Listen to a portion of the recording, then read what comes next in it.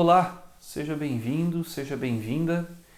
Eu sou Diogo Pessotto e neste vídeo nós vamos conversar sobre as 7 faces da evangelização.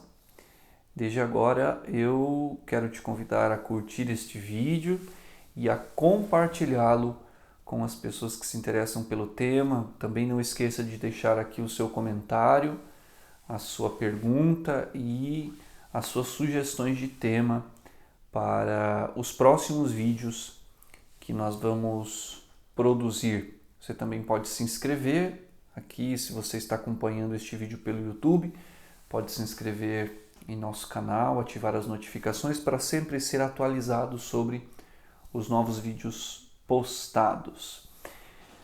Vamos ao tema, as 7 faces da evangelização. Normalmente nós nos fazemos conhecidos ou as pessoas acabam nos reconhecendo pela nossa face, pela nossa fisionomia, pela forma como nós nos expressamos. E de fato isso faz muito sentido para a evangelização, porque evangelizar nada mais é do que aquilo que a igreja faz ou aquilo para o que ela foi feita, aquilo para o que ela foi querida pelo Senhor Jesus.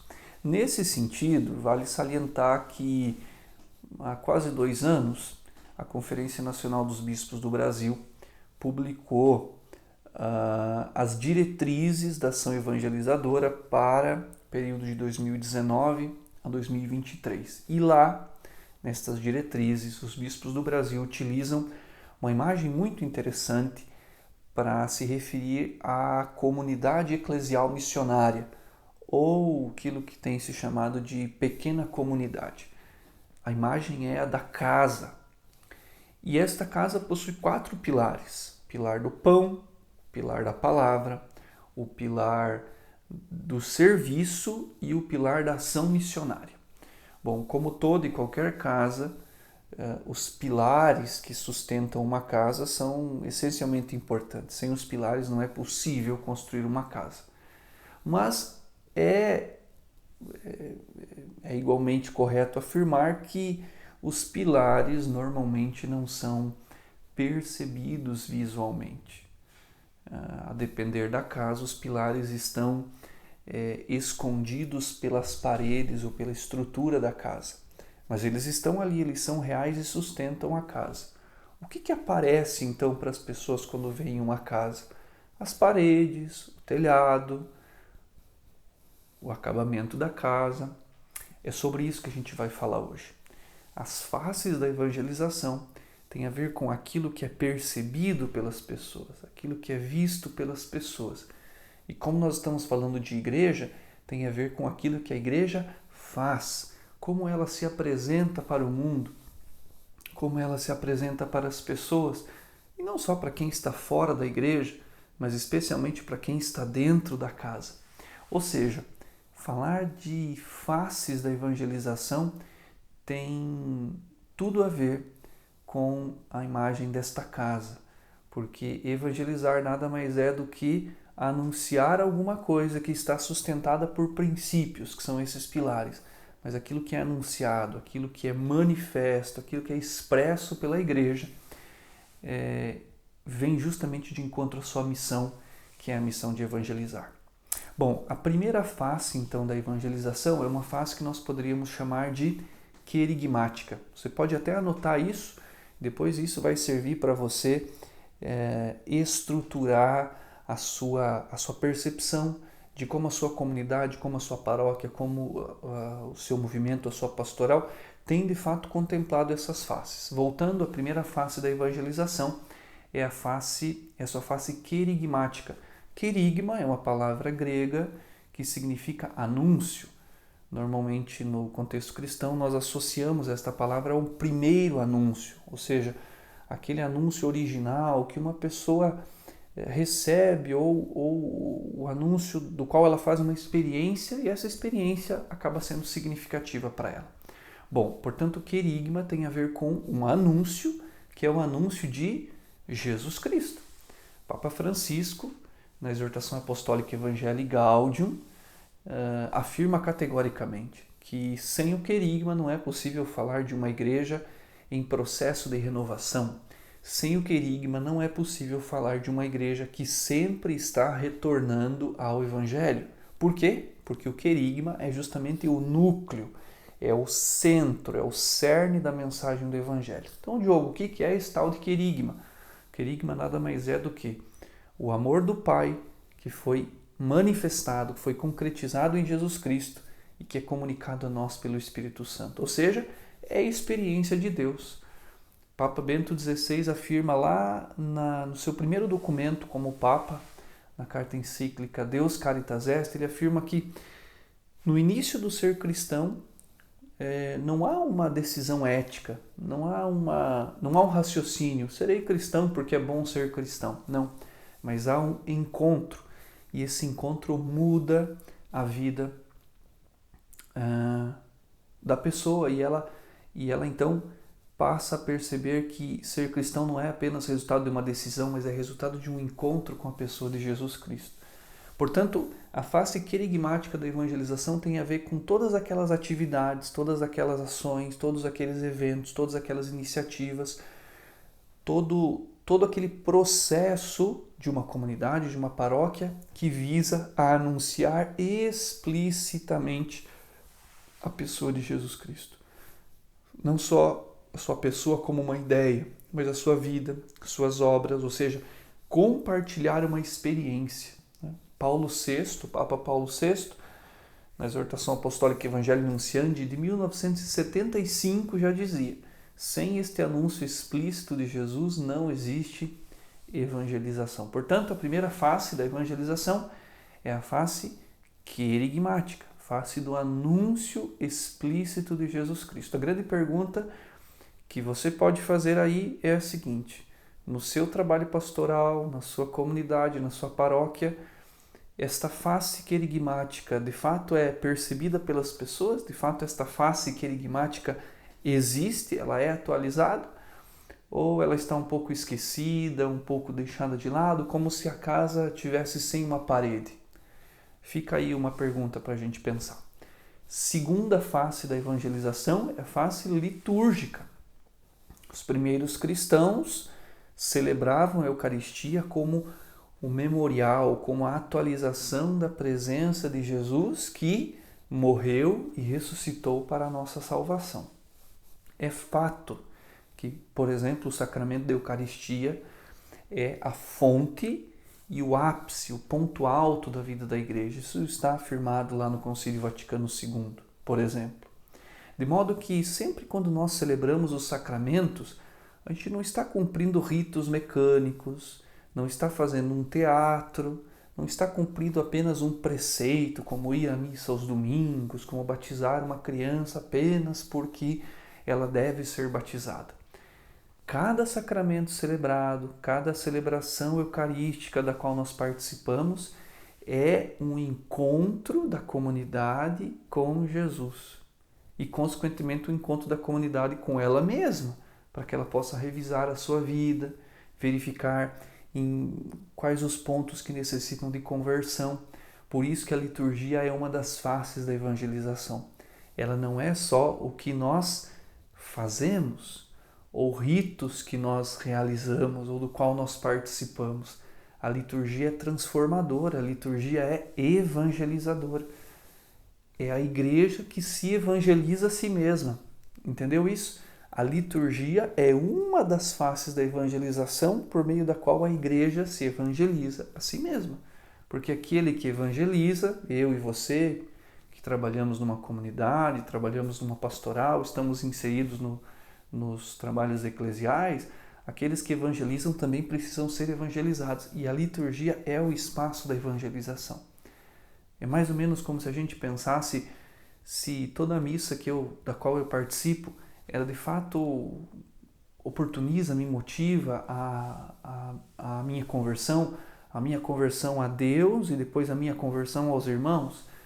A celebração dos sacramentos, por exemplo, um presbítero que recebeu o sacramento da ordem percebe diariamente a força que recebeu nesse sacramento. Casais que celebraram o sacramento do matrimônio, Que peso isso tem na sua vida cotidiana? Isso é evangelização. É a igreja que se evangeliza a si mesma. Fica uma segunda pergunta aí.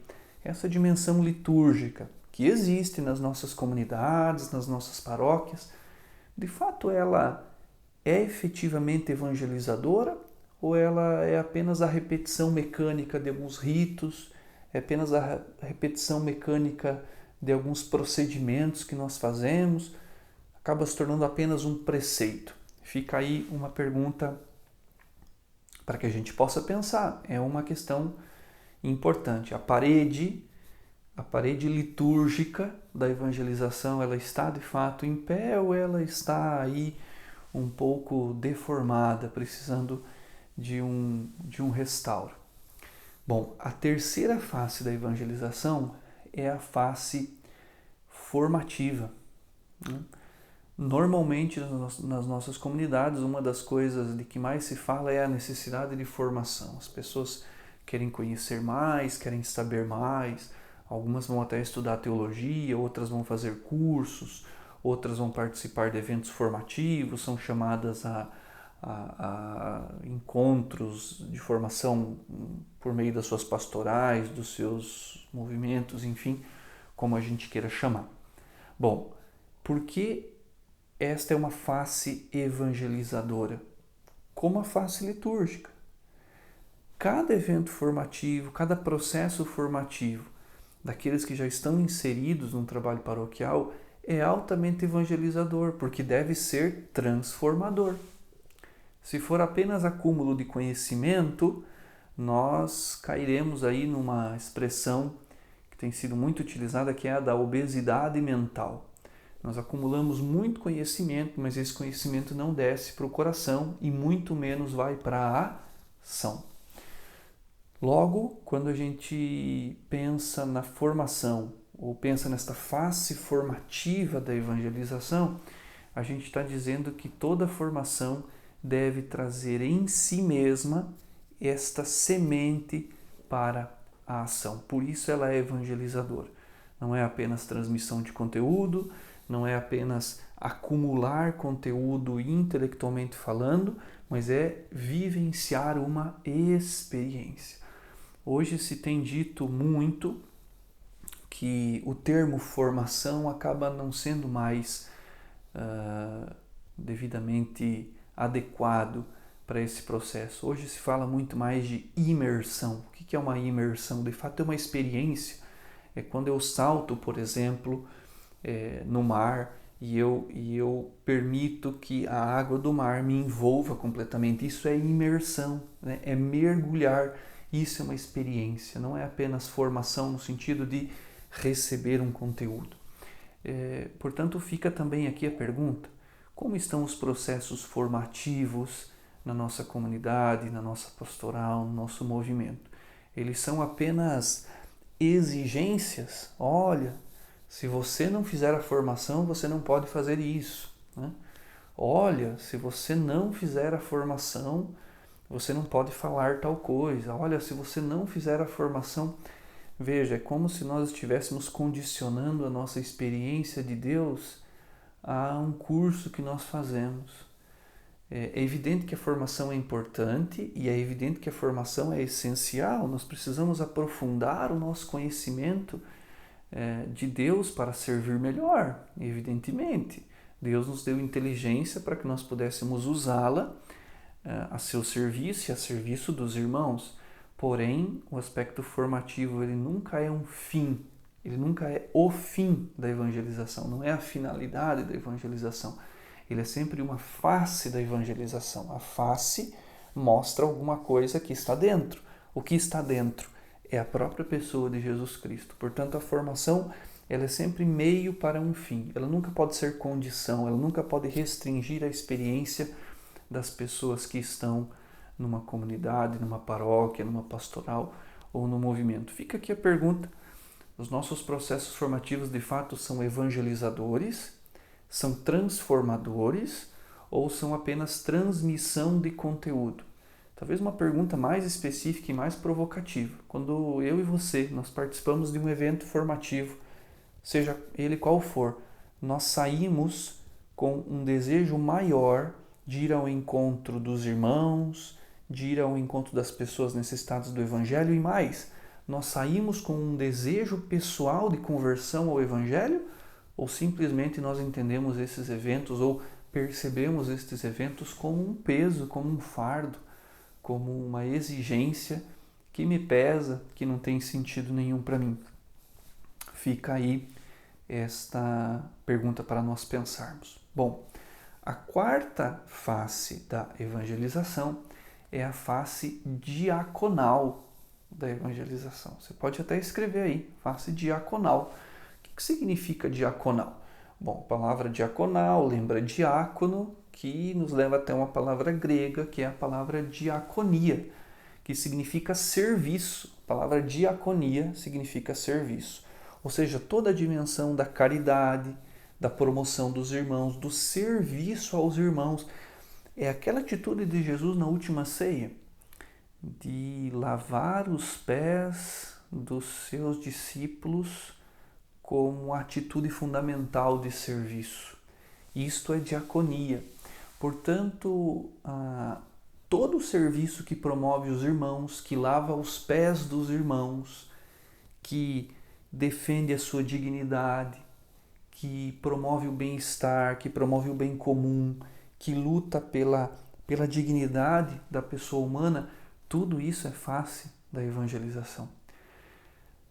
Me permita dizer que, por muitas vezes, nós fomentamos, nós motivamos um cristianismo subjetivista, um cristianismo quase que mágico, onde a nossa relação se estabelece quase que diretamente com Deus e a minha vida de fé é uma vida individualista, que não está aberta aos irmãos, que não está aberta ao serviço dos irmãos.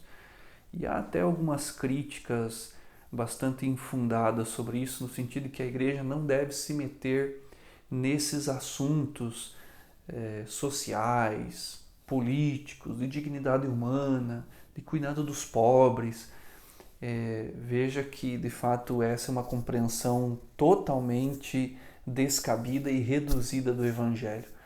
Se fala tanto da igreja dos pobres, a igreja dos pobres é a igreja da diaconia, da igreja que vai ao encontro dos irmãos que mais sofrem. Portanto, esta face da evangelização... e aqui há um dado muito importante. Mas isto não é evangelização. Bom, a evangelização, como nós sabemos, é uma realidade muito complexa, uma realidade muito ampla. Portanto, evangelizar não é somente, não é somente anunciar Jesus Cristo explicitamente, a face querigmática. Não é somente celebrar o mistério de Jesus, a face litúrgica. Não é somente aprofundar a nossa fé, a face formativa, mas é tudo isso e mais o serviço aos irmãos, ou seja, a luta compartilhada pelo resgate da dignidade das pessoas, daqueles que são explorados, daqueles que são marginalizados, daqueles que são excluídos. Foi isso que fez Jesus no Evangelho. E é justamente essa a atitude que muito provavelmente nos falta em alguns espaços eclesiais. Nós fazemos muitas coisas para dentro dos nossos muros eclesiais, para dentro das nossas estruturas, dentro dos nossos espaços físicos, dentro das nossas realidades. Mas, de fato, ir ao encontro dos irmãos que estão, por vezes, próximos de nós, geograficamente falando, o Papa Francisco usa uma expressão muito interessante.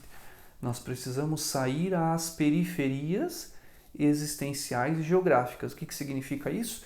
Geograficamente, quem está fora da igreja e que precisa ser resgatado, precisa ser promovido, precisa ser ajudado, precisa ser cuidado, mas não só fora da igreja geograficamente, mas existencialmente. Às vezes há irmãos que participam das nossas comunidades, mas estão sofrendo, existencialmente falando. Qual é a nossa atitude diante disso? Esta face evangelizadora da igreja, por vezes, passa despercebida, quando não é desvalorizada por nós, em nossas comunidades, enfim, nas nossas estruturas eclesiais. Portanto, a pergunta que fica é a seguinte: qual a quantidade de tempo, qual a quantidade de energia, qual a quantidade de pessoas, qual a quantidade de esforço que nós, como evangelizadores, despendemos, utilizamos para o serviço dos irmãos. Poxa, Diogo, mas nós temos a pastoral social que realiza esse trabalho. Nós não estamos falando de pastorais, de movimentos, de serviços específicos. Nós estamos falando de faces da evangelização. Você já parou para pensar que, eventualmente, 95% das pessoas que estão aí nas nossas comunidades, estão aí, têm algum tipo de relação com a igreja, nem sabem quais são as pastorais que existem, nem sabem como nós as designamos. Não sabem dessa organização eclesial. Mas o que elas veem? Elas veem a face da igreja. E se uma das faces da igreja, que é essa face do serviço gratuito, desinteressado, deste serviço que promove a pessoa humana, se esta face não é percebida pelas pessoas, tem alguma coisa errada nas nossas estruturas eclesiais. Portanto, fica mais esta pergunta para nós. Em que medida nós temos gasto tempo, energia, temos despendido pessoas e temos despendido esforços legítimos para promover os irmãos que estão nas periferias aí geográficas, mas nas periferias existenciais da nossa ou das nossas comunidades. Bom, vamos para a quinta face da evangelização, que é a face ecumênica e interreligiosa. Caramba, essa face é espinhosa, porque muito provavelmente de todas as 7 faces é a que mais nos causa desconforto. Nos causa desconforto por 3 razões básicas. A primeira, por desconhecimento. Nós não sabemos o que pensar e não sabemos o que falar sobre isso, sobre a relação nossa com os outros cristãos e com pessoas de outras religiões. O segundo motivo é porque nós não sabemos como fazer, então, como estabelecer esse diálogo, como se relacionar com essas pessoas, como fazer isso na prática, numa paróquia, numa comunidade. E o terceiro problema é para que fazer isso, com qual finalidade? Vamos nos encontrar com os outros cristãos para formar uma super igreja? Vamos nos encontrar com as pessoas das outras religiões para formarmos uma super religião? Talvez algumas pessoas possam imaginar isso, talvez você já possa ter ouvido, inclusive, isso da parte de algumas pessoas. Esse é um tema bastante interessante e nos nossos próximos vídeos nós vamos tratá-lo e vamos dedicar um tempo específico para falar sobre ele. Porém, há um ponto muito importante nesta face ecumênica e interreligiosa da evangelização. O Concílio Vaticano II nos apresentou o diálogo como um meio eficaz para a evangelização. Há um documento que muito provavelmente pouquíssimas pessoas das nossas comunidades conhecem, do ano de 1992, um documento do Vaticano, do Pontifício Conselho para o Diálogo Interreligioso, que é intitulado Diálogo e Anúncio. É um documento belíssimo. E lá se diz que toda forma de diálogo entre pessoas, ou no caso nós cristãos, com os nossos irmãos das outras religiões, toda forma autêntica desse diálogo já é um anúncio de Jesus Cristo. Por quê? Porque a própria atitude de dialogar já nos apresenta como pessoas, no caso cristãos, abertos ao encontro com o outro. É o que o Papa Francisco tem chamado de cultura do encontro. Por exemplo, na relação com os cristãos, nós professamos na nossa fé que a igreja é una.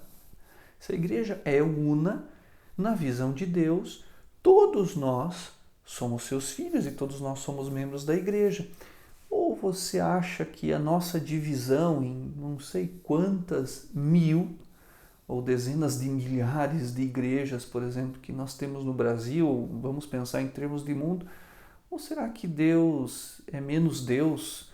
Ou Deus olha para a igreja de maneira distorcida, porque nós nos dividimos. Deus não está preocupado com as nossas divisões. Deus está preocupado com a nossa unidade. E quando nós realizamos esforços de unidade, nós estamos evangelizando. João, capítulo 17.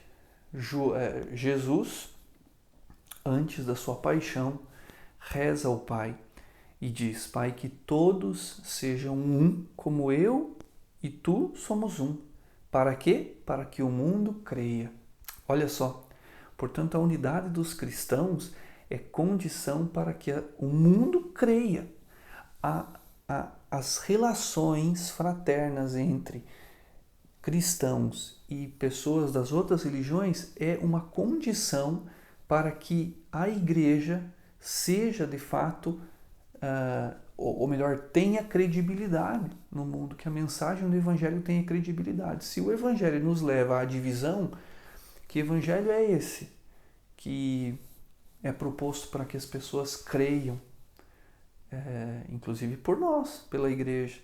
Se há o fomento do ódio, da divisão, da cisão, da separação entre cristãos e mesmo entre cristãos e pessoas de outras religiões. Portanto, essa face, como eu disse, vai merecer um tratamento específico, mas ela é uma face evangelizadora e muito provavelmente das 7 faces é a que menos tratada de maneira profunda. Muito provavelmente a casa, né, que é a nossa comunidade, tem uma parede faltando e pode ser essa, né? A pergunta que eu deixo para você pensar é justamente essa: em que medida nós temos minimamente pensado sobre isso, refletido sobre isso? Você, pessoalmente falando, se relaciona com cristãos de outras igrejas? Você se relaciona com pessoas de outras religiões? E se você se relaciona, como se dá essa relação? Em espírito de fraternidade, em espírito de compartilhamento da fé comum? Talvez esta face da evangelização é uma das que mais é ridicularizada por alguns cristãos, inclusive, na sua grande maioria, cristãos católicos, que não conhecem a doutrina católica sobre o tema, né? O Concílio Vaticano II tem um documento só sobre isso. O Papa João Paulo II escreveu um documento só sobre isso.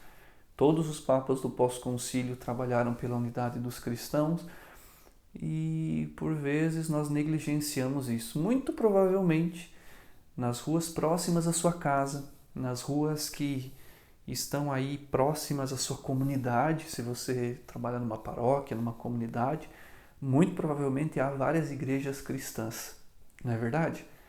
E quantas vezes nós fomos até lá para buscar um diálogo? Quantas vezes nós nos encontramos com pastores evangélicos? Quantas vezes nós procuramos o diálogo até com pessoas de outras religiões? Quantas vezes nós realizamos ações em parceria com estes irmãos em prol do serviço daqueles que mais precisam? Essas perguntas são espinhosas, como eu disse, e elas vão exigir um tratamento especial, mas esta face da evangelização, muito provavelmente, é a face da qual nós mais necessitamos nos dias de hoje, porque Jesus mesmo disse, é pela unidade dos cristãos, no caso do ecumenismo, que o mundo crerá que Ele é o Salvador.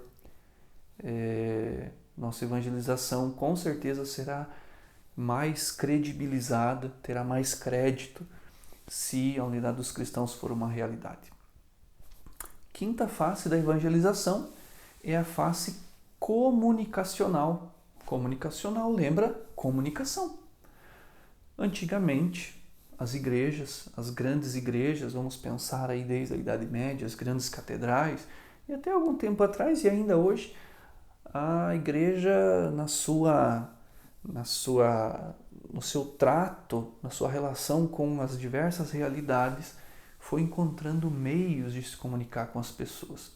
Vou dar apenas 2 exemplos claros, né? As igrejas eram construídas de modo que pudessem ter, na sua grande maioria, uma torre. A torre, no contexto de uma cidade, que não tinha muitos prédios, por exemplo, simbolizava ou apontava para as pessoas que estavam naquela cidade onde era o local do culto, onde que os cristãos católicos se reuniam. Então a torre de uma igreja era um sinal de comunicação, era uma expressão de comunicação, era uma indicação para onde as pessoas poderiam ir. Isso acontece em muitas das nossas cidades hoje. Quando nós nos deparamos com a torre de uma igreja, nós sabemos que ali há cristãos que se reúnem.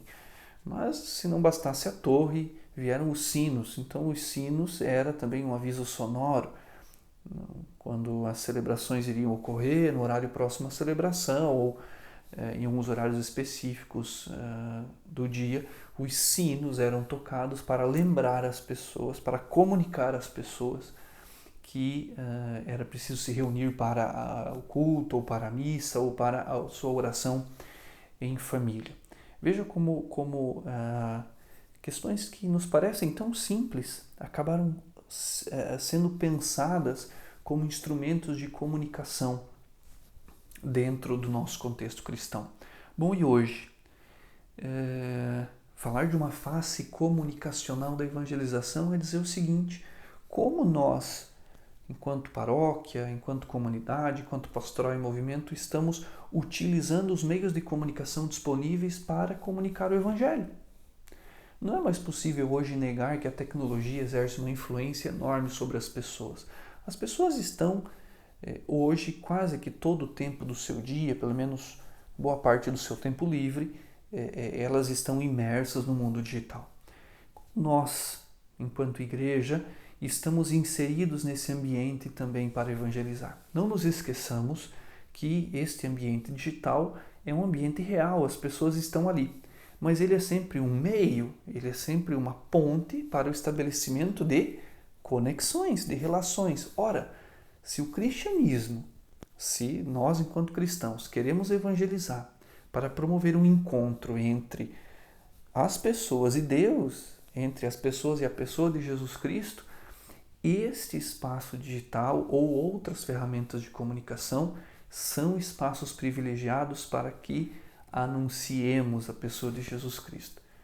E não apenas anunciemos uma ideia ou façamos propaganda de um evento. Então, igualmente fica aqui uma outra pergunta. Qual é o projeto evangelizador de uma paróquia, de uma comunidade, que também leva em consideração essas questões de comunicação? Como que a gente lida com isso? A gente nega isso e entende que isso não é necessário, que isso não é importante?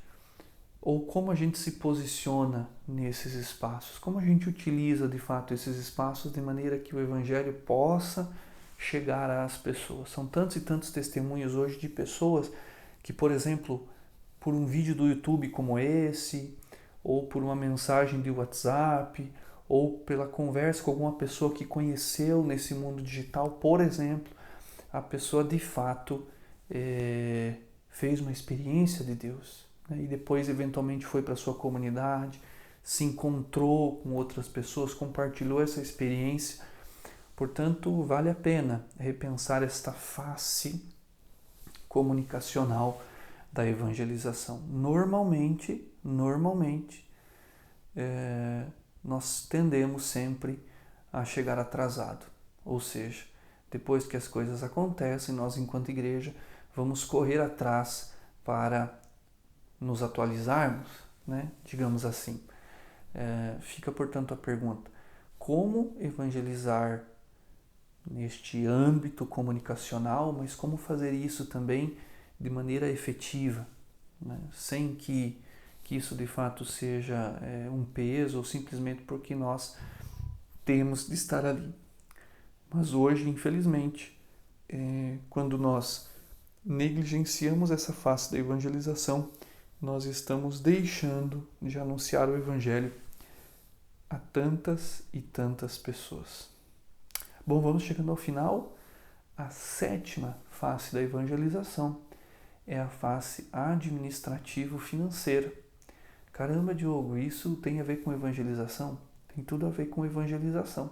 Porque quando a gente pensa numa estrutura de igreja, quando a gente pensa numa comunidade, quando a gente pensa numa pastoral, quando a gente pensa num movimento, nós estamos dizendo que a evangelização é a finalidade, mas deve haver uma estrutura mínima, preste atenção, mínima, para garantir que a evangelização de fato aconteça. De tal modo que o recurso financeiro é importante, os processos administrativos são importantes, mas eles não são a finalidade. Por que eles são evangelizadores? Justamente porque eles não são a finalidade, porque eles servem à evangelização. Aquela pessoa, por exemplo, que está num trabalho de secretaria paroquial, que está num trabalho de pastoral do dízimo, que está num trabalho de administração financeira de uma paróquia, aquela pessoa que está no trabalho de administração dos bens de uma paróquia, esta pessoa evangeliza tanto quanto aquele que está diretamente atuando no anúncio de Jesus Cristo. Por quê? Porque este trabalho de bastidor, entre aspas, na igreja não tem bastidor, mas se nós pudéssemos dizer isso, nesse trabalho de bastidor, este trabalho de bastidor é o que sustenta a prática de tantos outros evangelizadores que estão aí nas diversas atividades pastorais, movimentos e assim sucessivamente. Portanto, essa face administrativo-financeira é altamente importante. E posso lhes dizer que, infelizmente, juntamente com a face ecumênica e interreligiosa, é uma das faces mais problemáticas em termos de igreja, porque é muito provável que lidar com estruturas, lidar com exigências. Nós sabemos que a igreja, do ponto de vista jurídico, social, precisa prestar contas ao governo, por exemplo, precisa cumprir certas exigências. Todas essas questões são altamente delicadas e são altamente trabalhosas. E como normalmente as nossas igrejas ou as nossas paróquias ou as nossas comunidades têm como finalidade, né? E de fato isso é como finalidade a evangelização, essas questões administrativas elas são ou deixadas de lado ou elas assumem uma grande importância que não é o caso. Muitas vezes há uma preocupação exagerada em se captar recurso financeiro, em cuidar dos processos, em realizar eventos, e a evangelização, de fato, como processo, é esquecida. Então há estes dois extremos. Um extremo de talvez negligência, deixamos de lado essas questões estruturais, porque entendemos que elas não são importantes, ou há uma supervalorização das questões estruturais em detrimento da evangelização. Há muito mais pessoas trabalhando para captar recurso financeiro do que de fato pessoas para atuar com outras pessoas que estão aí nos trabalhos de evangelização.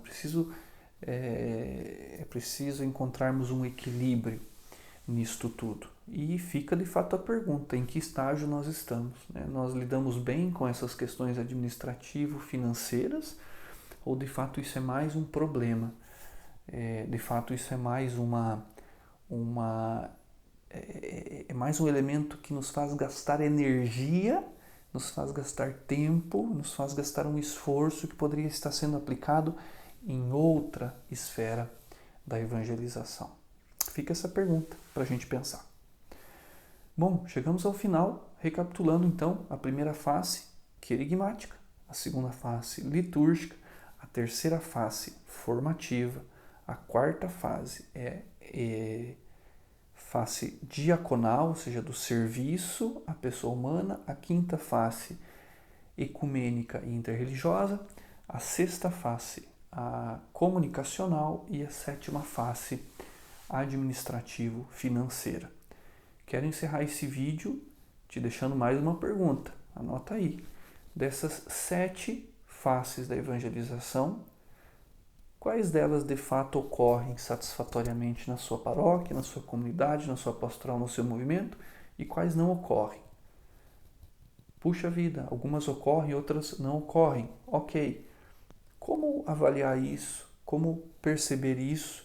Como lidar com isso para que de fato a evangelização seja integral, ou seja, que de fato todas essas faces sejam percebidas pelas pessoas que se relacionam conosco e, em primeiro lugar, percebidas por nós.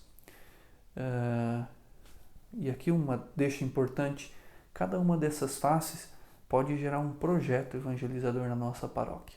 A questão não está em quantas pastorais nós temos, em quantos movimentos nós temos. Essa é uma organização nossa, mas nós podemos organizar por faces da evangelização, por âmbitos da evangelização. E isso vai gerar uma sinergia cada vez maior na evangelização onde nós estivermos. Então deixa aqui nos comentários a sua contribuição sobre o tema, as suas percepções, as suas dúvidas. Estes temas voltarão nos próximos vídeos.